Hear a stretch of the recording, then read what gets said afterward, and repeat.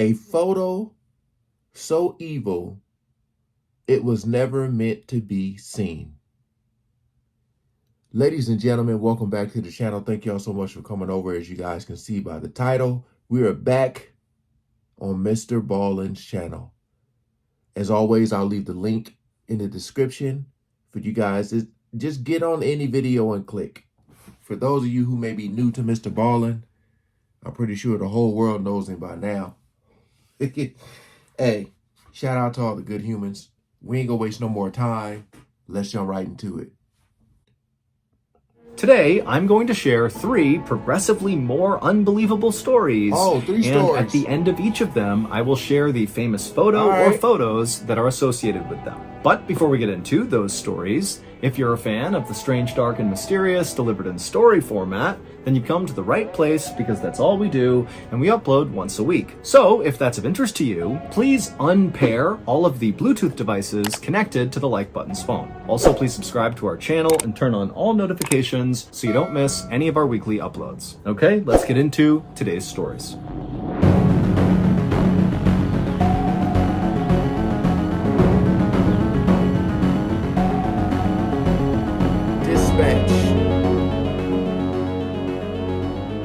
Early on the afternoon of October 12, 1960, a 17-year-old high school student named Otoya Yamaguchi stood alone in his brother's house in the city of Tokyo, Japan, waiting for a tea kettle of water to boil. It was a Wednesday, so Otoya should have been at school, but that day he had gone to school and then snuck out a side door during lunch. More and more often these days, Otoya was feeling like school was kind of meaningless. It was hard for him to sit in history class and watch all of his classmates diligently take notes when, in Otoya's mind, he felt like all the real history was happening outside of the classroom. Just then, the kettle on the stove began to whistle, which meant the water was boiling, and so Otoya grabbed the kettle, he took it off the burner, and he poured it over a tea bag and a cup. And as Otoya began to stir his tea, he began to go over what he was going to do later that day.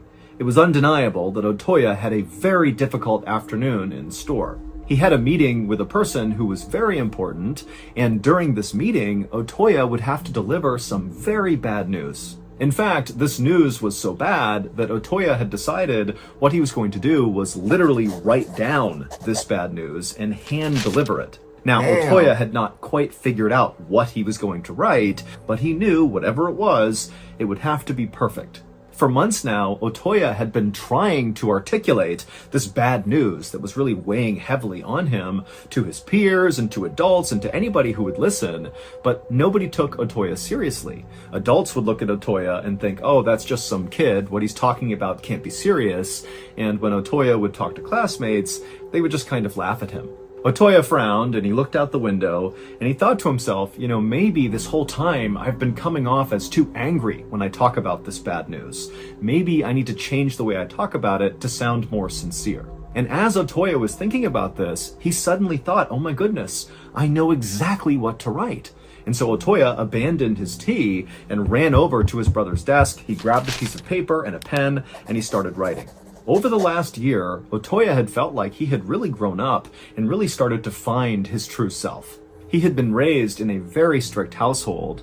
His father was a colonel in the Japanese military, and he expected Otoya to be obedient and polite, and so that was what Otoya had done. But a couple of years earlier, Otoya had managed to secure a spot in a high school in Tokyo, far from where he had grown up, far from his father, and Otoya was really excited. He felt like going to this high school in Tokyo would finally allow him to kind of get out from under his dad's strict authoritarian rule. And his father had let him go to the high school in Tokyo, but after only a couple of weeks, it turned out Otoya's father had decided, nope, I don't want you to go there, and he had insisted that Otoya come back home and go to a Catholic school closer to their hometown.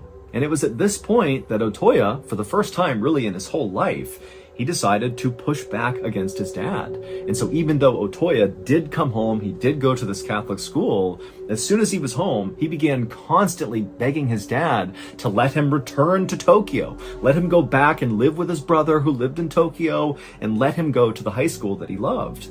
And eventually, surprisingly, Otoya's father relented and said, okay, fine, you can go to Tokyo, you can do what you want. And so Otoya had been totally overjoyed. He had returned to Tokyo, gotten re-enrolled in the high school.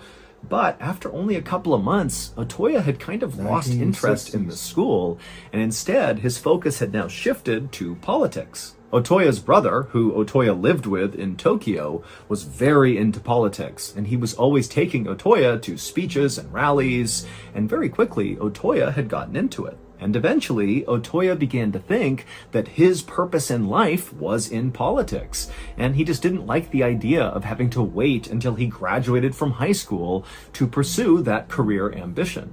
But when Otoya brought these ambitions up to anyone who would listen, no one took him seriously. They looked at him as a skinny, scrawny, kind of meek little guy who was not going to make a difference in the world. But Otoya begged to differ. By now, Otoya was almost done with this note he was writing, and so he looked up and he checked the clock. He saw it was 2 p.m., which meant he really needed to get going soon. He was going to go to a political debate at the Hibiya Public Hall in downtown Tokyo, and the very important person he was going to meet and deliver this bad news to was going to be at this debate. Otoya took one more look down at the note he had just written, and he read it over a couple of times, and he realized he was missing one more line at the bottom. And so he leaned down and he wrote, quote, "I can't forgive you." Feeling like he was done, he folded up the note, put it in his pocket. He stood up, he grabbed his school uniform jacket and put it on, and then he grabbed this package that he had got from his father's house, and he put it under his arm, and then he headed out the front door. Otoya always loved the walk downtown. The hall where this debate was going to take place was near the Imperial Palace, and it was this big, imposing building with a terracotta and stone facade that always inspired Otoya every time he saw it. When Otoya arrived at the hall, he saw loads of people streaming in through the front doors for this debate, and so Otoya joined them and made his way inside, and he moved towards the back of the auditorium, and then he began scanning the audience, and he saw there was at least 2,000 people inside, happily chatting and laughing and waiting for this thing to start, but all Otoya could think about was where this person was that he was going to be meeting, because as he was looking around, he didn't see them. At around 2:45 p.m., the moderator of this debate walked up onto the stage down in front. He went to the podium, he grabbed the mic, and he began telling the audience to take their seats and to be quiet, and then he began to explain the rules for this debate. Otoya at this point was really only half listening because he was still looking all around the inside of this hall for this person he was going to meet. Where are they? They're not here. 15 minutes later, at around 3 p.m., the moderator left the podium and a new speaker came out on stage. He was a politician named Inajiro Asanuma, and he was the chairman of the Japan Socialist Party. But when he began to speak and all the thousands of people in attendance leaned in to listen, Otoya was totally not listening because he could now see the person he was going to meet had arrived.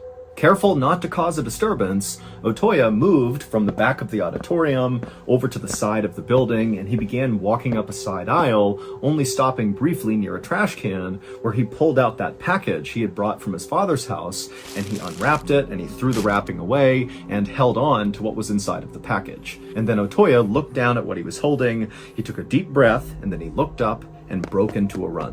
What happened next was broadcast live on television all across Japan, and by that evening, the footage had gone so viral that it was basically all over the world. A photographer who happened to be in the crowd of people watching this debate also happened to take a very iconic photo of what happened next involving Otoya, and that photo would actually go on to win the Pulitzer Prize in 1961. The Pulitzer Prize is a really big deal. It's the most prestigious award for journalism. It would turn out the very important person that Otoya was supposed to meet inside of this hall during this debate was in fact the speaker on stage at 3 p.m., Inajiro Asanuma, the chairman of the Japan Socialist Party. And the package that Otoya had brought from his father's house to this meeting was a samurai sword. And so after Otoya unwrapped the sword, he took a deep breath and then ran up on stage, charged to the podium, pulled back the sword, and plunged it into Asanuma's torso before he could do anything.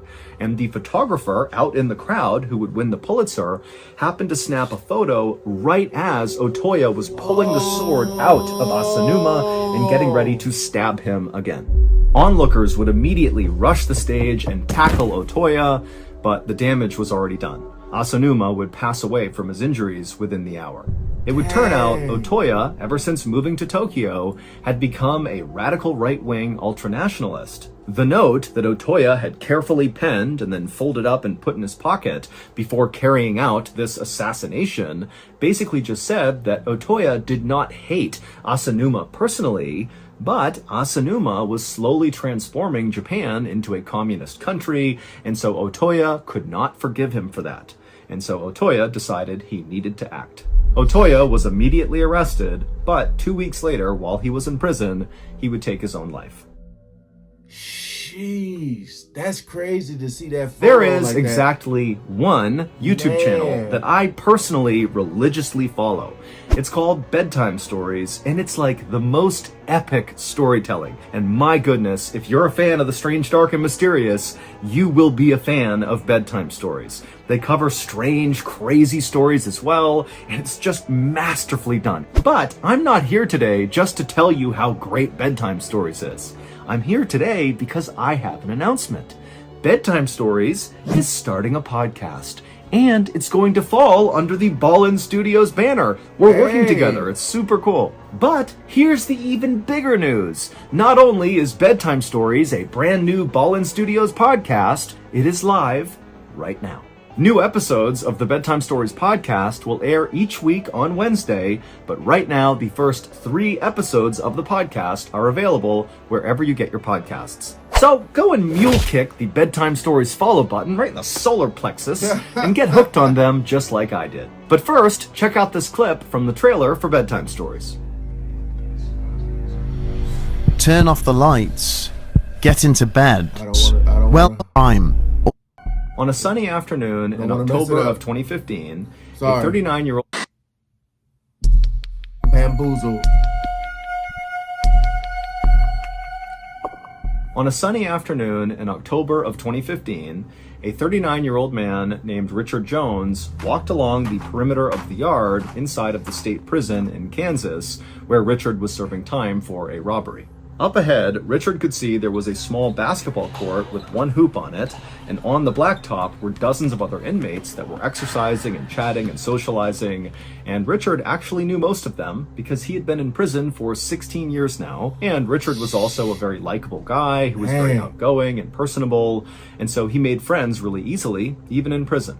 And so as Richard continued his walk in the direction of the basketball court, he saw one of the guys on the blacktop broke free from the group and began moving towards Richard. And Richard immediately recognized who it was. It was his good friend, Steve. And Richard was about to give him a friendly wave when he noticed Steve looked really mad. And so Richard actually just stopped and stared at Steve as he slowly approached him. And as he got closer, Richard could see Steve's fists were balled up and his face was in a scowl. I mean, Steve looked like he was coming over to fight Richard. And so when Steve got about 10 feet away from Richard, Richard actually spoke up before Steve could say anything. And he said, "Steve, what's going on? Why are you so upset?" Steve was kind of a hothead, and Richard knew that. But a lot of times, even when he got mad about things, it would blow over really quickly. And so this was kind of routine, but Richard just couldn't think of a reason for why Steve would be mad at him.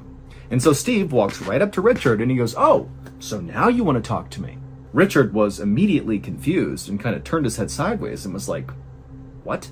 Steve stared at Richard, kind of expecting Richard to eventually apologize or something, but eventually he noticed that Richard really was not sure what he was talking about.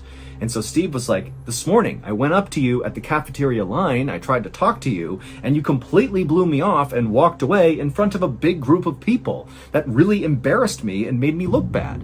And Richard was like, "I have no idea what you're talking about. I didn't even see you this morning. I don't know where this is coming from." Steve was not buying it. And he was like, "Richard, I know it was you. I saw you this morning. I spoke to you this morning. You did that." And Richard was like, "No, really, Steve, I'm sorry. I have no idea what this is about." And so these two continued to go back and forth on this. And then at some point, they both kind of noticed that they were drawing lots of attention because they are in prison and any sort of confrontation immediately draws eyeballs. And so when they noticed other inmates were kind of beginning to walk over to see what was going on and the guards were starting to notice, Steve just said, "You know what, Richard, fine. I guess I must have made a mistake. No big deal." And he turned and he ran back to the basketball court. After Steve had left, Richard continued his walk around the perimeter, but that exchange with Steve had really weirded him out, because this was actually not the first time something like this had happened. It all started a month ago when an inmate that Richard didn't know came up to him like he definitely knew him and said to Richard, hey, how's your grandmother? I heard she fell down, is she okay? And at first Richard was like, wait a minute, is my grandmother okay? Did she fall? But then Richard eventually realized that this inmate thought Richard was someone that he wasn't. Now, at first, Richard thought this was just kind of like a weird one-off event, but every few days after this first time, something else would happen. Either an inmate who Richard didn't know would come up to him and be really friendly with him, as if they knew Richard, but Richard clearly didn't know them, or someone Richard did know would come up to him and accuse him of odd behavior that Richard couldn't remember doing, like the interaction he had with Steve when Steve came up and said, you snubbed me in the lunch line. And so after Richard's interaction with Steve, Richard began to think, wait a minute, is someone screwing with me? Is that what's been going on? The next morning, during breakfast, Richard decided not to sit where he normally did, and instead he sat on the very far side in the corner of the cafeteria to basically just be able to people watch all the people inside the cafeteria. And then that afternoon, when Richard was outside, instead of walking around the perimeter like he liked to do, he just sat in a central location and just constantly scanned the whole yard. Now, Richard didn't really know what he was actually looking for. He just figured, maybe I'll see something suspicious, I'll see someone staring at me for too long, or I'll see someone I don't know talking to my friends. Something will tip me off to what's been going on for the past couple of weeks. But despite all this careful people watching he was doing, Richard didn't see anything suspicious. Until 1 week after the interaction Richard had with Steve about snubbing him in the lunch line, Richard was sitting in the cafeteria again when he noticed something very strange on the other side of the cafeteria.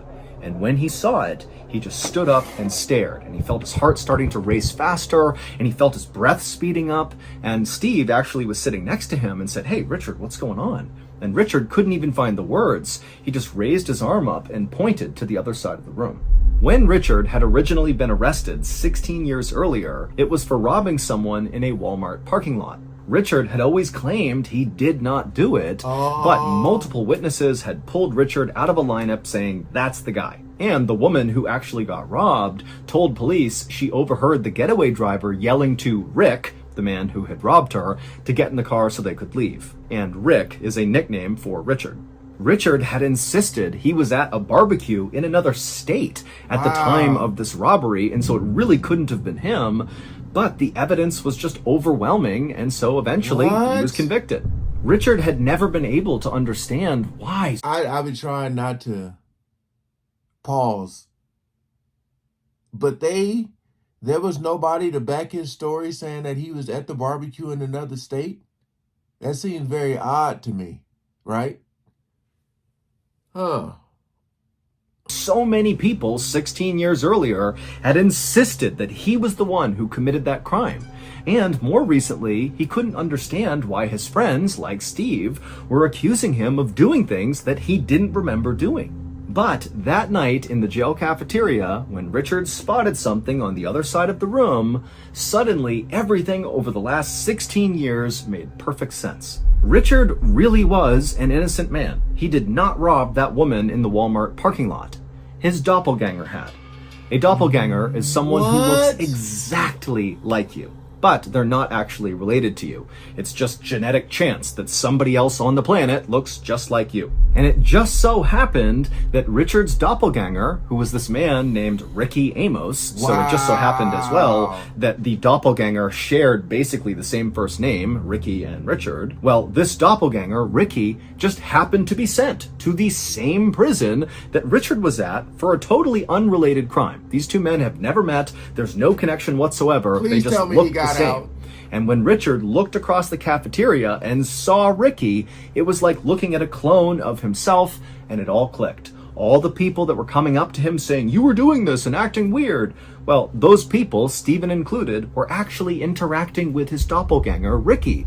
And 16 years earlier, Ricky was the one who committed that robbery in Walmart, and the victim and the witnesses, they all confused Ricky for Richard. Here are Richard and Ricky's photographs side by side. Once a judge... Damn. I mean, of course, I can see the difference. You know, the ears.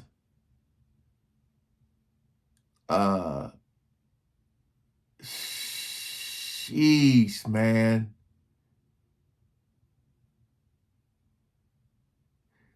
That's crazy.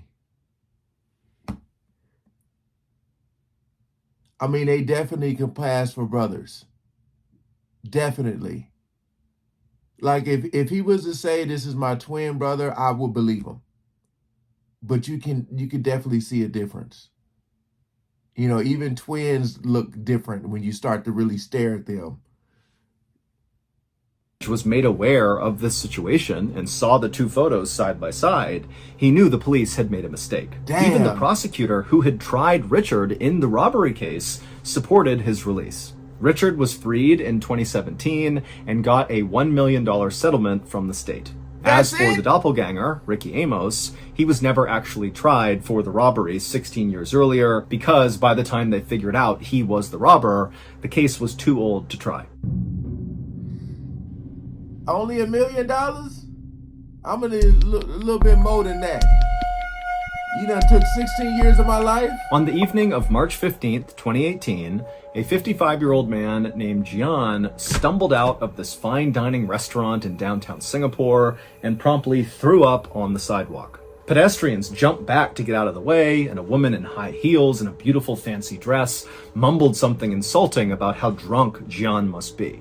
But Gian was not drunk. He was totally sober, and now he was absolutely mortified. Gian was actually a businessman who was attempting to impress his clients at dinner, but as he had been sitting at the table with his clients, he had started to feel this pressure in his chest that became so intense that at some point he just had to get up and run outside and vomit. And so after Gian had stood up and wiped his mouth, he thought, now that he had been sick and thrown up, that he would feel better. But as he was standing there, he noticed the pressure in his chest had not been relieved at all. And so, as much as Gian wanted to stick around and talk more with his clients, he felt like the only thing he could do now was to go in and politely excuse himself for the rest of the night and just go home and sleep off whatever was going on with him. But when Gian went back into the restaurant and was actually back at his table, before he could even say a sentence to his clients explaining the situation, he was turning around and running back outside and vomiting on the street again.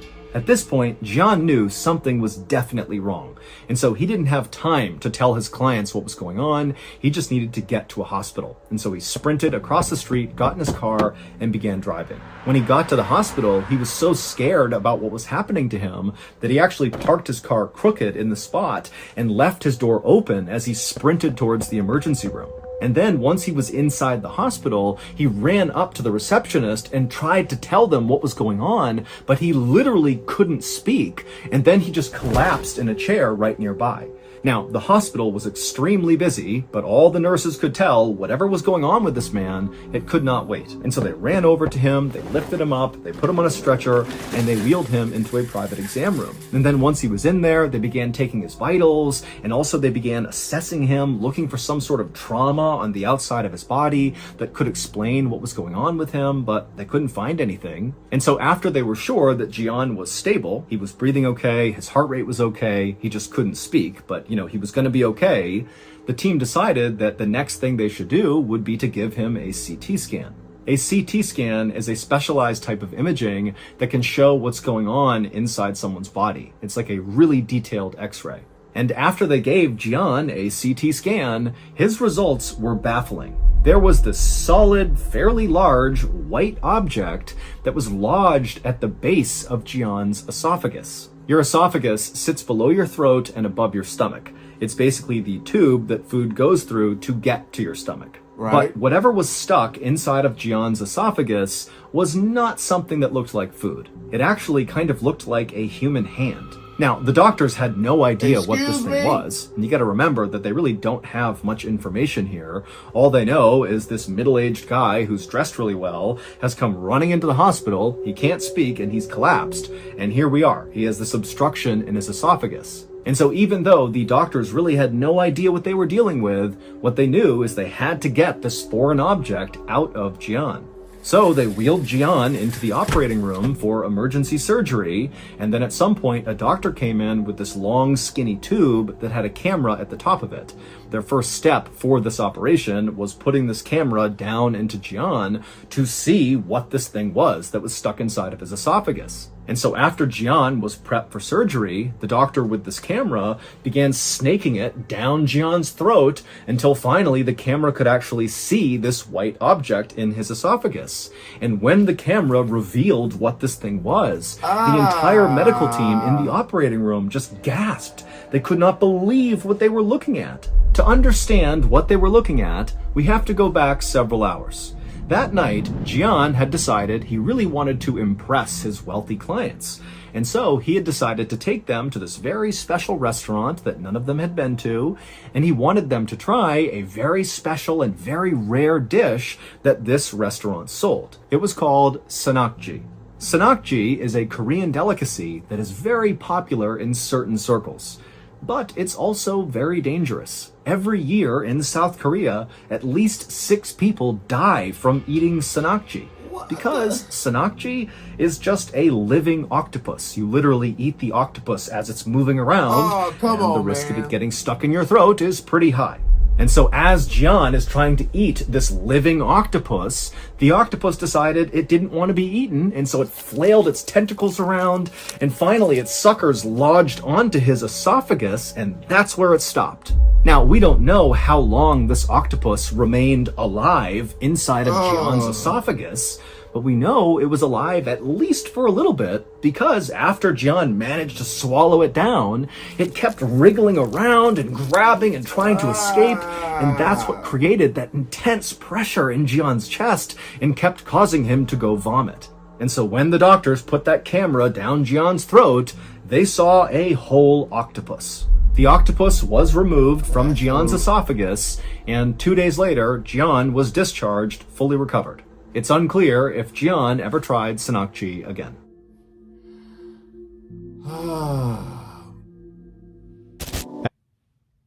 I'm still tripping off that second story with the doppelganger, because that's a horrible, horrible job. If all I'm saying is, like, if this man says he was at a barbecue and there are witnesses there to back his story, his alibis, so to speak, if people are there saying he was here, why wasn't that? I guess they were so shocked at how much this guy looked like this guy that they was like, there's no way. There's no, think about 16 years of your life. And everybody don't make it in prison. Everybody don't make it. Yeah, I don't know what happened to the brother in there, but, I'm just saying, to have 16 years of your life, and then to get out and only get I want $1 million for each year I was in there. At the least.